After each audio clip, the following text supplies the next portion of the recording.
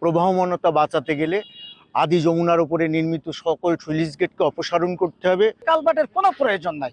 এখানে যদি একটা ব্রিজ নির্মাণ না হয় তাহলে জলমগ্নতা থেকে আমরা রক্ষা পেতে পারবো না। আমি এখন আছি সাতক্ষীরার কালীগঞ্জ ও শ্যামনগরের উপর দিয়ে প্রবাহিত আদি যমুনা নদীর পাড়ে। এই আদি যমুনা নদী একসময় এতই প্রবাহমান ছিল, এই নদীতে জাহাজ আসতো স্টিমার। এই কালীগঞ্জের নাজিমগঞ্জ বাজার ছিল একসময় খুবই বিখ্যাত বাজার, যেখানে ভারত থেকেও নদীপথে যোগাযোগ হতো ব্যবসা বাণিজ্যের। সেই আদি যমুনা নদীটি আজ মৃতপ্রায়। কিছু কিছু জায়গায় প্রবাহ থাকলেও পানি উন্নয়ন বোর্ডের অদূরদর্শিতার কারণেই সেটি আজ মৃতপ্রায় বলে অভিযোগ করেছে স্থানীয় সুশীল সমাজ। এ নিয়ে এই আদি যমুনা নদীকে বাঁচাতে আদি যমুনা নদী বাঁচাও আন্দোলন নামে একটি প্রতিষ্ঠান গড়ে উঠেছে, যারা ২০-২৫ বছর ধরে এই নদী বাঁচাতে কাজ করে যাচ্ছে। তারপরেও সরকারের টনক নড়েনি বলে জানিয়েছেন তারা। প্রশাসন পদক্ষেপ নিচ্ছে বলে অভিহিত করেছে মাত্র। রাস্তাটা তৈরি করে তখন সেই প্রবাহটা বন্ধ হয়ে যায়। বন্ধ হওয়ার ফলে এই এলাকাটা বর্ষার দিনে জলমগ্ন থাকে এবং এই উপজেলা প্রশাসন সহ প্রশাসন আশপাশ স্বাস্থ্য কমপ্লেক্স সবই একটা অস্বাস্থ্যকর পরিবেশের ভিতর দিয়ে বর্তমান অবস্থা বিরাজ করছে। আদি যমুনাকে যদি আবার নতুন করে এখানে ব্রিজ দিয়ে এটাকে প্রবাহ তৈরি করা যায় তাহলে এই এলাকার মানুষ অনেক স্বস্তি পাবে।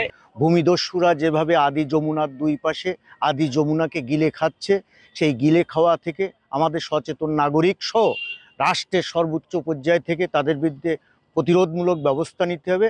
আমাদের এখন দাবি, আমরা দীর্ঘদিন ধরে এটা নিয়ে আন্দোলন করছি, এই যমুনা বাঁচাও আন্দোলন।